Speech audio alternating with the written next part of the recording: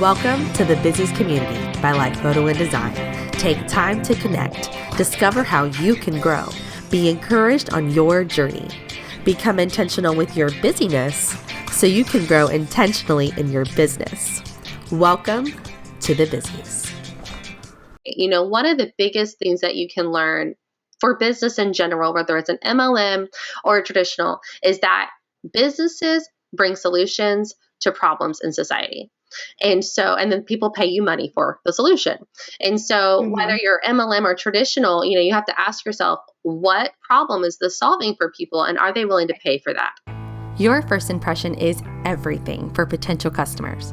If you're an influencer, business owner, nonprofit founder, or just looking to spruce up your online presence, I invite you to hire Life Photography and Digital Design.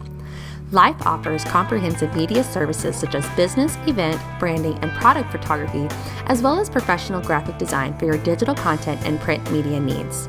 You can find them on social media or at their website, www.lifephotodesign.com. Hello! Hi, Amy! Welcome to the show! Thank you so much. I'm excited to be here. Oh, I'm so excited that you're here. For those who are watching right now, a couple of things. So for one, this is our second recording because of so much fun.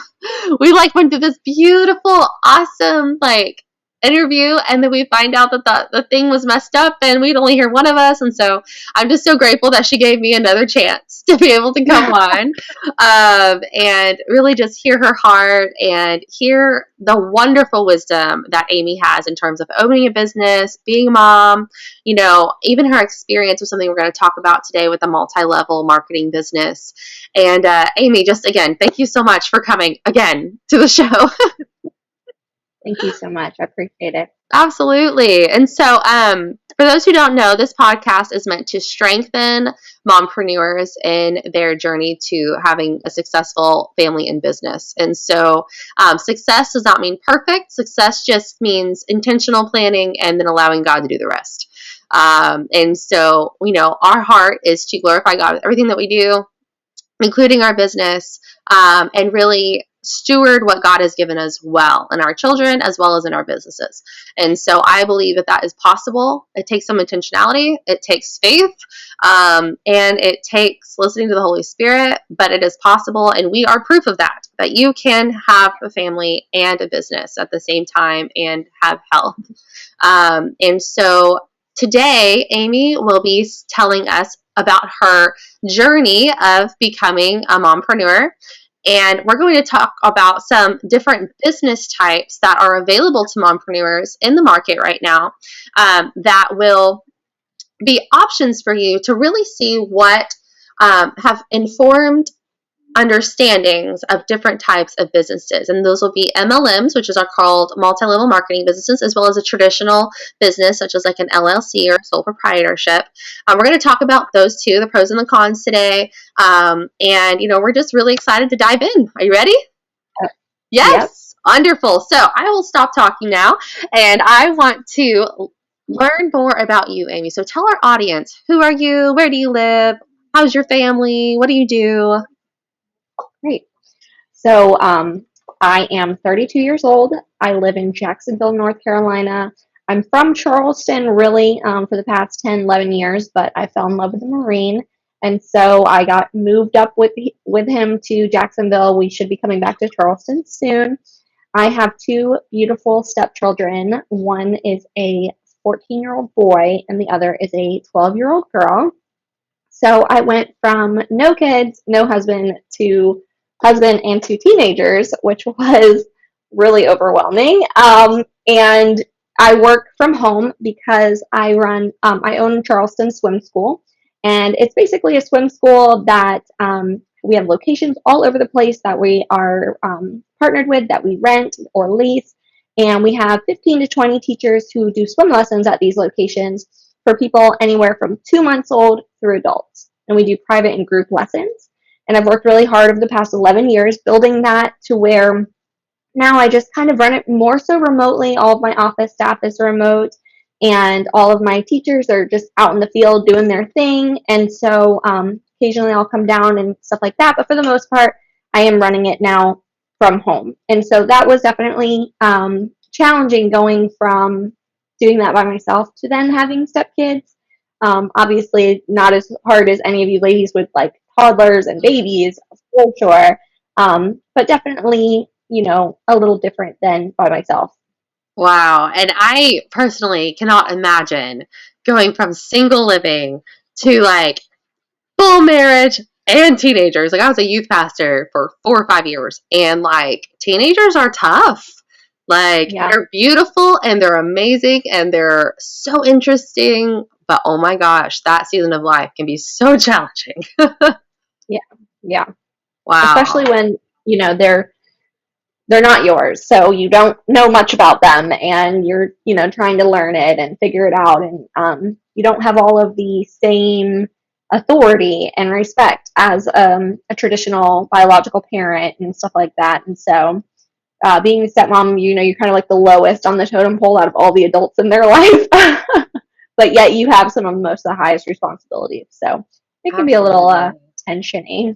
Yeah, and for those who don't know, I went to school for something called family life education, and so basically, like, my job was to help families along the lifespan grow, be healthy, develop, understand what's normal in terms of transition. And, one of the things that we saw with blended families was that, especially the step parent, there's different type of strengthening factors where, like, whenever you have a bio kid, that's your personal biological child, you're bonded through blood, you're bonded through legal, and you're bonded through emotion.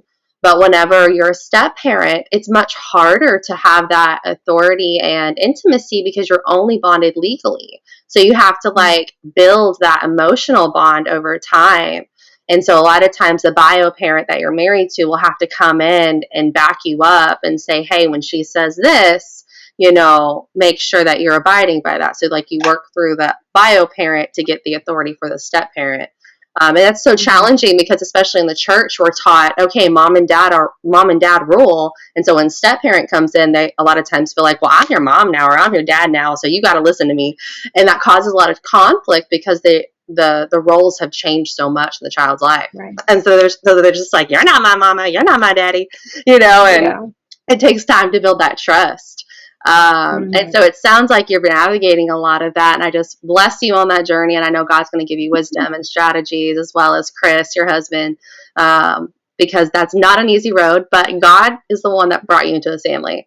And so I know that he's going to continue to strengthen you, and that you are what's best for those kids in this season, that the Lord has brought you into their lives for a reason. And so blessings for you on that.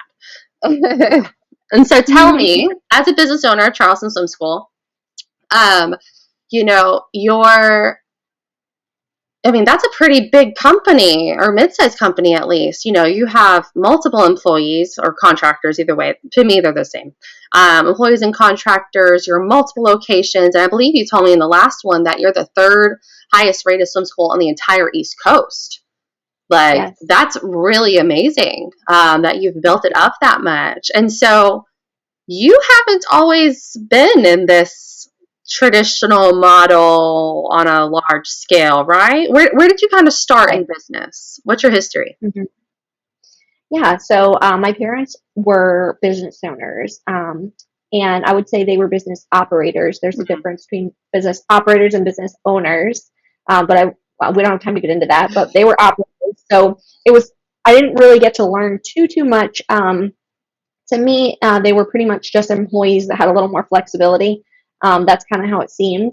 But either way, that flexibility was something that I remember being like, wow, I want to be flexible. I don't want to have to, be a slave to the man kind of thing. But I never thought, oh, well, I'm going to own my own business. I didn't really know what I was going to do. I went to school for psychology and religion because I knew that I wanted to help people. And I thought if I could figure out how people think and what they believe, I'll be better equipped to help them. And, I'll figure it out along the way how I'm going to fund whatever, help avenue I choose. And while I was in college, I got approached with the opportunity to do Amway. Amway is the original OG of MLMs, multi-level marketing companies. They sell, health, fitness, or health, beauty, and home products, much like a lot of the other ones nowadays.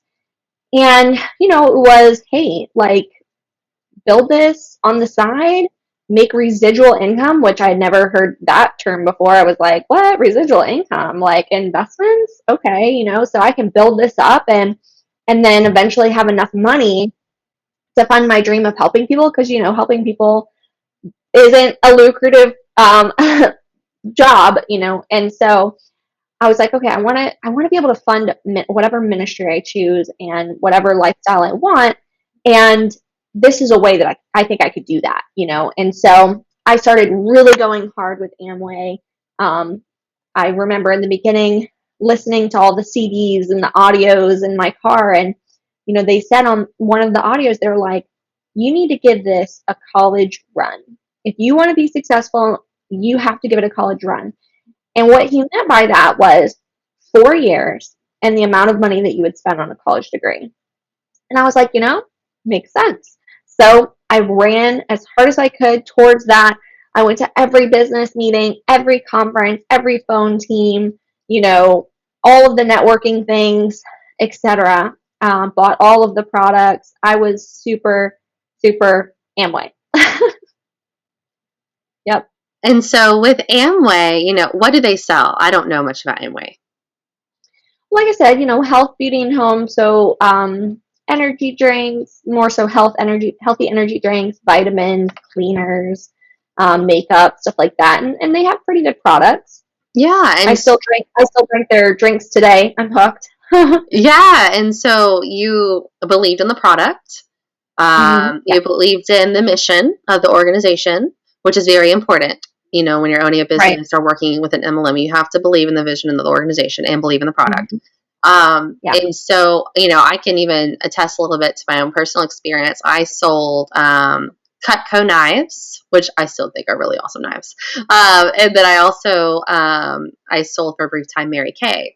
And, I came from poverty. Like I came from, generational poverty home. No one owned a business. We all made minimum wage, low skill jobs, no education, apart from like a high school degree.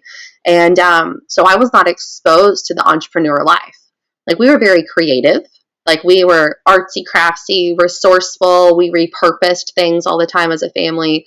But I was never exposed to business concepts until I entered into an MLM, because they really try their best to equip you dealing with marketing, dealing with networking and connections. Anyone who's listening right now and you've ever done an MLM, all about your contact list that you got to make of every single person and then all the calls you got to go make. Hey, I have this thing going on right now. Would you like to host a party or whatever it would be for your specific MLM? But what are some other MLMs that you know about just in the market? Yeah, so, I think we all know people who do almost all of them, Lulu Rowe, Herbalife, I can never say this right, but the one with the M, I can't remember how you say it, but, Jamboree was a big thing, doTERRA, Young Living, that's all the ones I can think of off the top of my head. Actually, one of my friends just started a new one, like it's called like Toronto or something like that. And a lot of them are pretty like health fit focused or beauty focused, Mary Kay, Yvonne, things like that. Yeah. And so with an MLM, can you kind of explain to the audience like what the structure and model is for a multi-level marketing business? What does that look like? Sure. So, a lot of people, when you ask them that question, they're going to say, oh, it's a pyramid, and that can be really triggering for MLM people because it makes it sound like it's invalid and it's a scheme. And, I don't think that it's a scheme necessarily or a scam per se. Every business is shaped in a pyramid. There's a president, there's a CEO, there's vice presidents, go, on forth down the line. So, every business is shaped that way. The difference is, with this business, you're not being paid as an employee. You're only being paid based on your performance. And your paycheck highly depends on recruiting, usually more than selling. And some MLMs will really say, no, we're not that big on the recruiting. It's mainly the selling.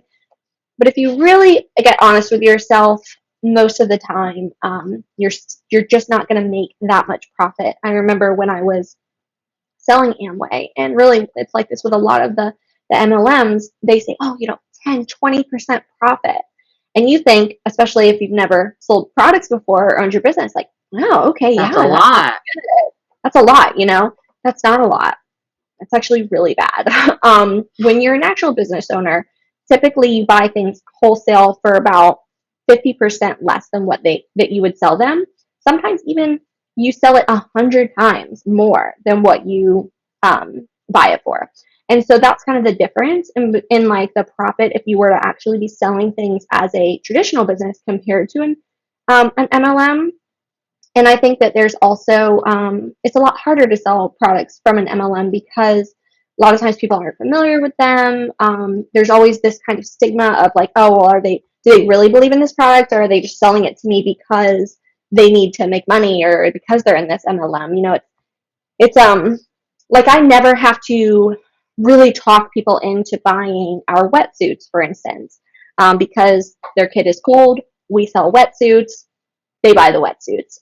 Compared to when I was selling like the excess energy drinks, I'd have to really, explain to people like why they should get them and why it was worth paying a little bit more compared to getting like that Red Bull or whatever. And that was a little trickier, I would say. And I think, like I mentioned before the interview, a lot of your success in being able to sell your MLM products will have to do with whether or not you are in a traditional business outside of that or some sort of a trade, whether that be a job or whatever, that really aligns with that. So, for instance, my friend does Young Living. She's very successful. That's an essential oil company. And I believe one of the reasons she's super successful is because she's also a hairdresser. So she gets 30 minutes, 60 minutes, sometimes more with each one of her clients to really talk to them about the products, let them, she's got the products going in her salon.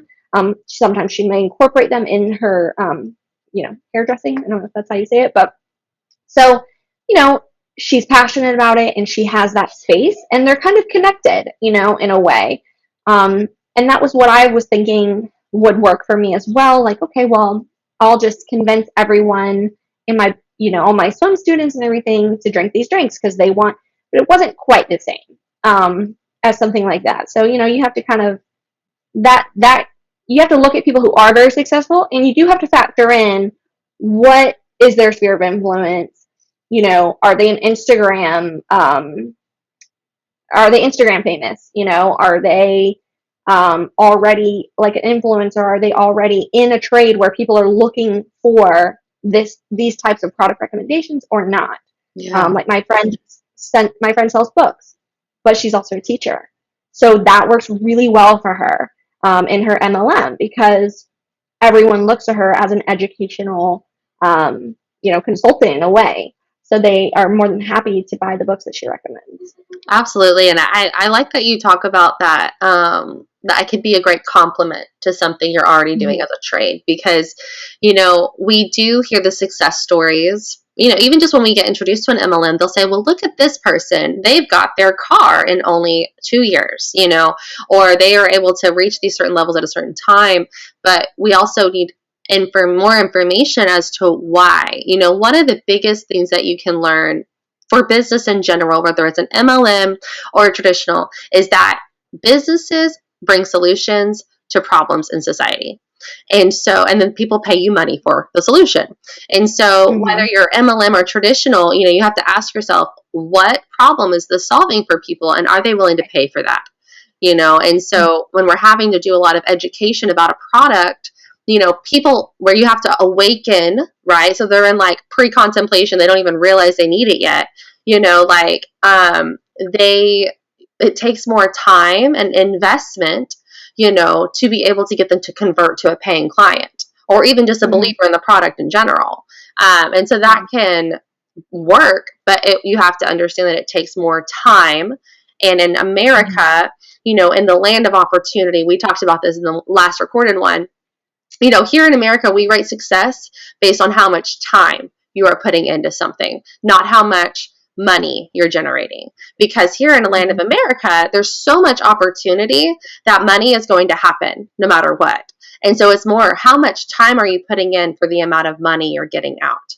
And so with an Right. MLM, when I was in Mary Kay, you know, I love the product. I used it for years. I believed in Mary Kay's mission because she's also a Christian business owner, and the products were very high quality. But I personally, because I was a mom, I only wanted to work like 5 hours a week. I was like, I need something that's part-time that I can still make some money with. And so their model is you come in with a small investment, like $100 to buy your first kit, which I feel like is pretty reasonable. And you're supposed to sell it for 3 times that, you know, through parties and stuff through that. But most of the people that was successful in my area, they were working 40 hours a week. And I couldn't do that. There was just no way. And there wasn't a way I could scale it fast enough to where I'd only work 5 hours a week to make the money that I was looking to make, when I could just go work and do hair and make the same amount in one day, you know. And so I realized, you know, that specific MLM was not a good fit for my lifestyle, you know. And so especially for those who are listening right now, whenever you're considering starting a business, signing up for an MLM, you know, even just starting a hobby, you have to ask yourself, does this fit in with my future vision of my lifestyle? You know, how much time do I want to spend with my kids every day? How much time do I want to spend on business? You know, what do I want that to look like? And keeping that in mind and finding information out about, okay, these people in this industry, how much hours a week are they working? Is this a $60 entrepreneur gig but generates $120,000? Cool. Is this a 40-hour-a-week gig that brings in $2,000 a month? You have to ask yourself, you know, what is going to be the return on investment for your time? Now, we had talked. And you have to go ahead. Supply and demand as well. And I think that is something no one really thinks about. The most successful businesses are niche. They are businesses that, you know, are very unique. You know, you go there because that is they're the best, or they're the only place you can find that, or whatever. How many places can you get the product that you're signing up to sell, or, you know, that the business is supporting? You know, there are health and wellness and beauty and home places on everywhere you look. You can walk in almost any store and buy that type of product. So you have to fight extra hard to distinguish why yours is better. And most of the time, it's going to be more expensive. And so you're already at a strong disadvantage of persuading someone. And maybe you're saying to yourself, well, we don't really focus on selling products that much. It's mostly recruiting, so that's not a big deal. But again, the recruiting those people, they're going to have to buy those products, you know. And so then you have to really convince them too, you know, as in why they should buy it. One of the reasons my swim school is so successful is because we offer a service that you just can't really find. There's hardly any swim schools out there that incorporate psychology, child development, parent-child interaction therapy, you know, the holistic approach of teaching swimming, rather than just here's how you move your body. We just have a very niche business, how we offer it, the multiple locations, etc. That's why we're number one. That's one of the reasons. And that was one of the things that I ran into with Amway, is just, it is a little bit harder to convince people on why your products are better, especially because when it comes to things like health, wellness, you know, beauty, home, people have a cult following with certain products already. Their grandma used it, their mom used it, etc. And now you have to convince them why they should switch. And that can be a little scary for people sometimes. Oh, so you have I to can ask, imagine. you know, supply and demand.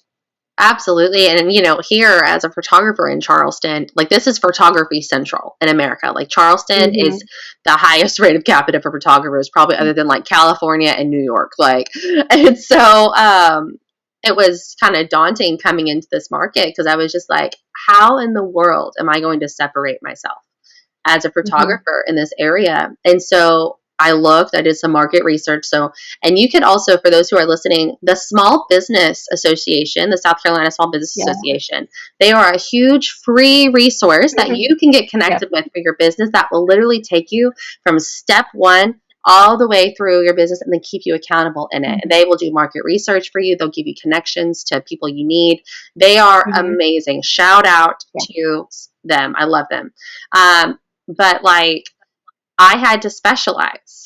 In Oklahoma, when I worked as a photographer, I did everything under the sun. And so when I got here, I had to separate myself, and I noticed, okay, there's a lot of wedding photographers, there's a lot of family photographers, but there's not as many newborn photographers. And so I had to go in, I had to get extra training, and then I had to say, okay, look at me, I'm a photographer, I'm a a newborn photographer, and that's how I built up my clientele. So now I've been able to diversify, and now I do all family and all business photography. And so, but I had to start in that niche to be able to get my base and then do what I wanted in the full way. So I appreciate you talking about that, because I think that's something that's so daunting, because we want to serve everybody, right? Whenever we have a product, we think, oh, everybody needs it, everybody wants it.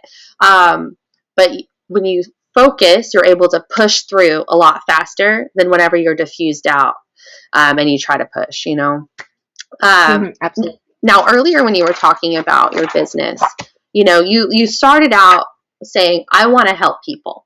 Like, that was my heart. I wanted to help people, and helping people in like a ministry context or even like in social work doesn't make much money.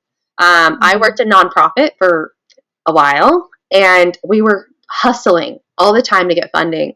And I was like, people kept saying, you need to go to the private sector. You need to go to the private sector. You will help charities way more as a private business owner than you will trying to get grants and funding all the time as a nonprofit. And I was like, that doesn't make any sense. Everyone's going to judge me. Everyone's going to think I'm like this awful, selfish person who only loves money. And, instead of realizing that like a business solves problems and that helps people.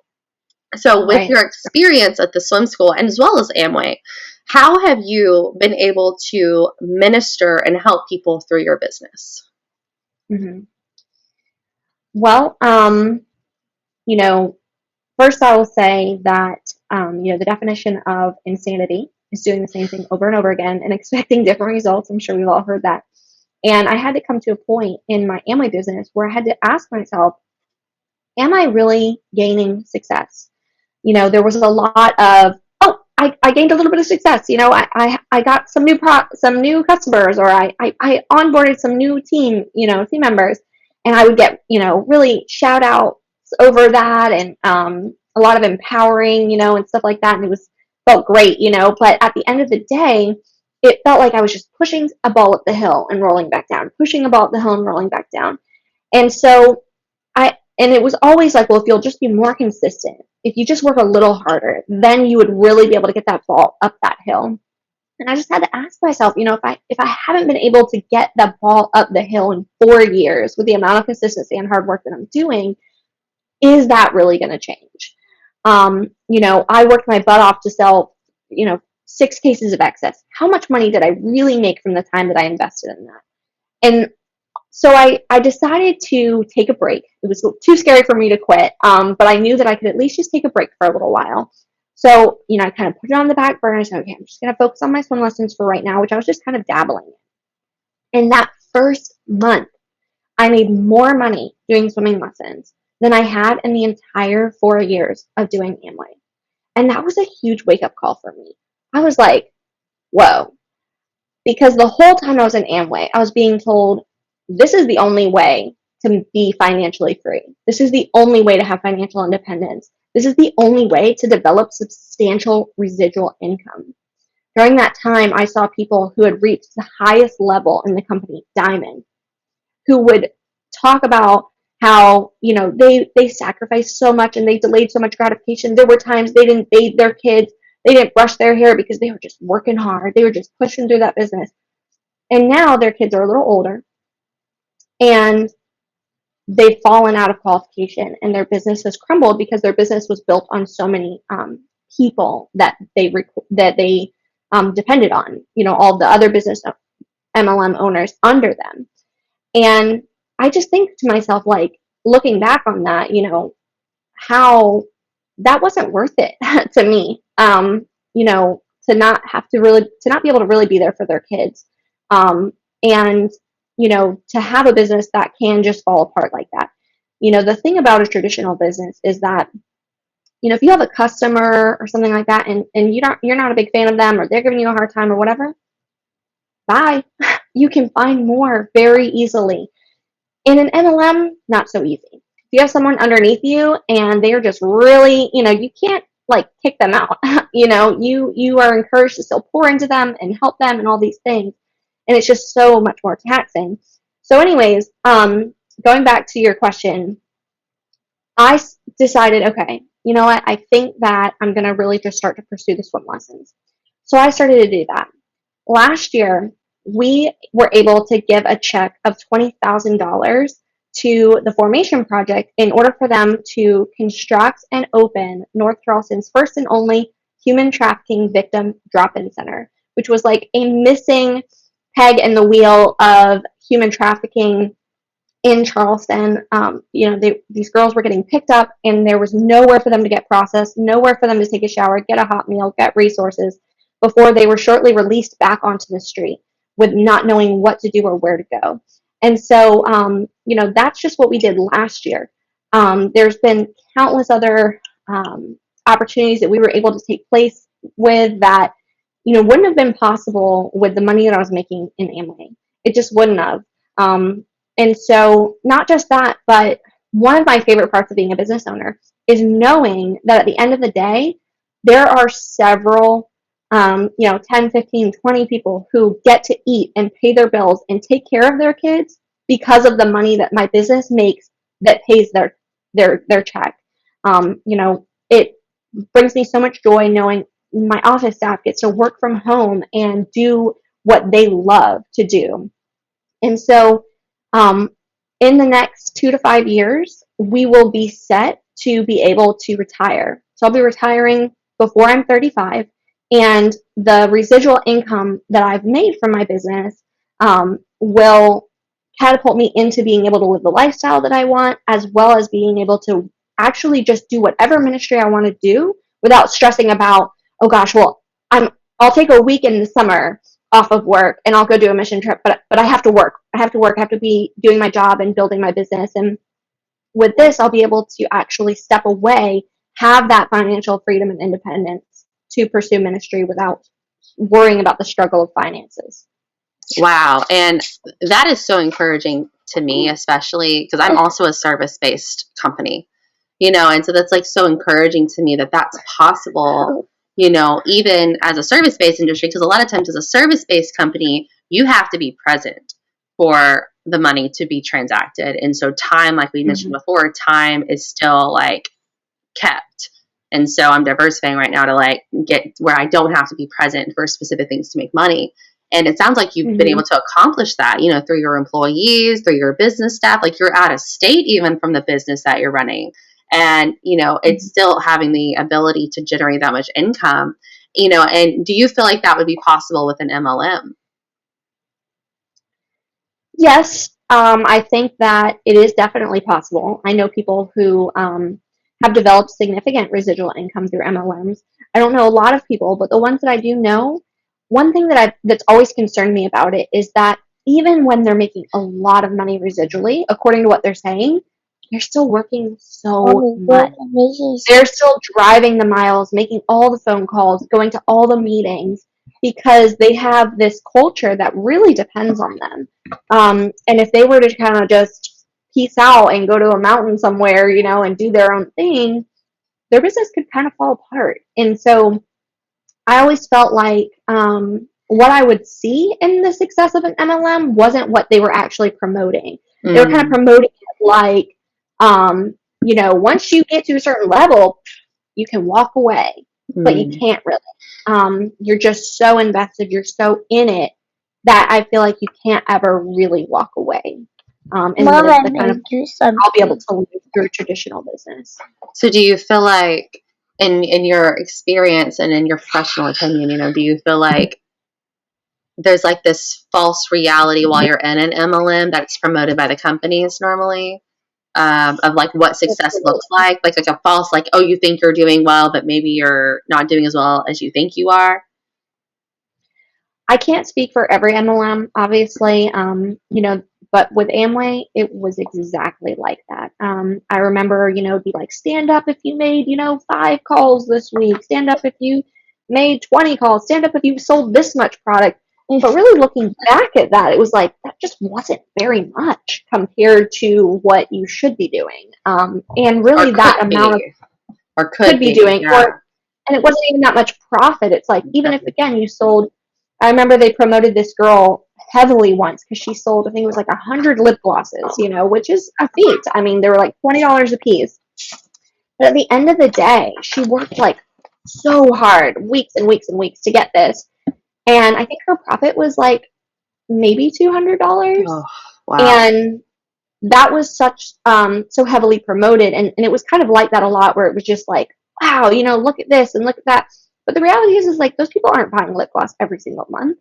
And how much work did she really have to put in for that? And so I feel like there was a false sense of kind of empowerment and recognition that made you feel like, wow, I'm doing it. I'm successful, But how much in business is all about the bottom line, and how much are you actually making per month? And like you said, how much time are you putting in? When you divide that up, if you're not seeing a steady increase over time, then it might not be the business for you. And if you are seeing a steady increase over time, and you're selling essential oils and you love it, and people are signing up all the time, and you're making a significant amount of money, and you're not putting in or you're putting in the amount of time you're putting in, equates to worth it for you, go for it. But just know that there are other options. MLMs are not bad. I think part of the reason my business is so successful is because I was in Amway, because of all the business conferences I went to, all the books that I read, how to network, how to make lists, how to go for no, all of those things really, really helped me. If my kid came up to me today and says, I'm going to join Herbalife, or I'm going to join Amway or whatever, I'd be like, great. I would not discourage them at all. Do I think that they're eventually going to quit? Yes, because most people do. But I know that they're going to learn so much along the way. And I just want to encourage everyone who's thinking about doing an MLM or that isn't an MLM, just be realistic with yourself. Don't put all your eggs in one basket. Stay open-minded to the fact that this may not be for you, or you may need to do something in addition to this that will complement it, and that there are other opportunities to be financially independent. Amen. And so for those that are listening, just a quick summary of what we've talked about. Ask yourself when considering a traditional versus an MLM business, or even many different MLMs, because they're not all the same. What is the time you want to spend in the business you want to have? How much money are you hoping to make per month in that time you want to spend? What gifts do you already have that you can monetize as a traditional business? And if you don't have any giftings you feel like could be monetized, how could an MLM give you giftings or product that you can monetize? What is the need for the product in the market? So is it hard to get? Is it niche or not? As well as, what is the upfront investment the company or MLM is asking you for? For Mary Kay, it was like $110 and you get like $300 worth of product. That's low risk, and so I could justify it. But then 2 weeks later, they're like, okay, we want you to take out a $1,500 loan so you can get more products, so you're stocked for 3 months. So just in case you run out of stock. And I had to choose, that was a lot, to be in debt right from the very beginning, and I haven't even made profit yet. And then, does this complement something I'm already doing? So I was a hairstylist at the time, actually when I sold Mary Kay. And so I thought, okay, I could sell products to my hairstylist clients, my hair clients, because it's beauty and so is this. But at least it didn't work as well for me, but for, Amy's friend, it worked really well. Because she probably used lavender on essential oils while they're getting their hair washed, things like that. So working in the essential oils was a compliment to her versus mine with beauty wasn't as much. And then, so tell me real quick before we go, because we don't want anyone who's in an MLM right now to feel shame that they're in an MLM. Right. MLMs are blessings. They are great training grounds. You can be successful depending on what resources you have and connections you have. But what are some other benefits to an MLM for those who are listening that you found? So one of the biggest benefits is the culture. If you don't have a lot of friends, if you're new to a town or whatever, it's a really easy, great way to get plugged in right away to a social sphere that is going to accept you and empower you. They really push you to work hard. I think if you, didn't come from an MLM background and you try to start a traditional business, a lot of people that I see in that arena, they struggle with consistency. They struggle with really doing enough work that it takes. And with an MLM, you're kind of seeing all the people around you working hard, and you want to, do that race with them. And so I think it really teaches you work ethic, networking. It teaches you a lot of really good skills. And going back to what you were saying about the investment, it's not just the initial investment. I was spending about $5,000 a year on Amway. You need to keep track of how much you're making and how much you're spending. If just for tax purposes alone, but that way you can really track and see, okay, I'm putting in, maybe I'm putting in $5,000 a year and I'm making 500. Is there an increase every year or is there not? Because it is normal to invest in a business, especially in the beginning. But you should be seeing a return on that investment very quickly. And another option for people that want to maybe do both, or just a traditional business, or maybe even just a job. Maybe they don't want to own a traditional business, but they're not sure if they want to do an MLM. You can set aside money from anything that you do, a job, an MLM, a traditional business. You can set that aside and invest it in anything you want, real estate, stocks, bonds, etc. And that's a way to make residual income. So residual income is way easier than people make it out to sound. And so, at the end of the day, like, you just need to pray about it and ask, like, yourself and God, is this right for me? And maybe it's right for you right now in this season. Maybe it won't be later. That's okay. You have to decide what's right for you. And for me, one of the ways that I knew what was right for me was how I felt in my spirit, in my body, when I'm doing swimming lessons and I'm, running my swim school and I'm on deck and I'm seeing the teachers go. It's like an electricity is just running through me. I just love it. It's like Malana was saying about her photography before we got on. It's like a worship for me. I feel like this is it. This is what I'm really good at. When I walked into a party and I was like, okay, I'm going to try to talk to people about Amway. Yeah, I get it. Yeah. I got anxiety, and I was just like, and I was always stressed because I always felt like I wasn't doing enough. I was behind. And if that's how you're always feeling, if you're mostly always feeling this negative, but you're only feeling the positive when you're at the meetings and you're being amped up and you're being promoted, then you need to ask yourself, what is your reality? Is it how you're feeling when you're by yourself, or is it how you're feeling, at those meetings? And just figure out what is right for you. Oh, that's so good. And Amy, I'm just so grateful that you came on today. I feel like me personally, I've been able to really benefit from what you talked about. And I really do believe that this has also added value to our listeners and watchers today, or audience, viewers. And so just thank you so much for being on the show today.